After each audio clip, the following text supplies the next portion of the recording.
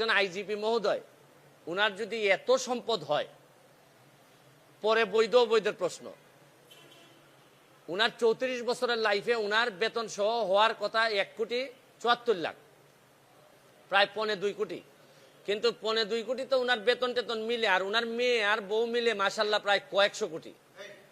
তো এত টাকা যদি উনার থাকে, কেউ কোনো কথা বলে না। মানে একটা ইনকোয়ারি যে করবো, আমি কিন্তু বলছি না যে উনি এখনই দুর্নীতিবাজ। আরে ভাই, এত সম্পদের হিসাব আসলে একটা ইনকোয়ারির কথা বলবে না কেউ?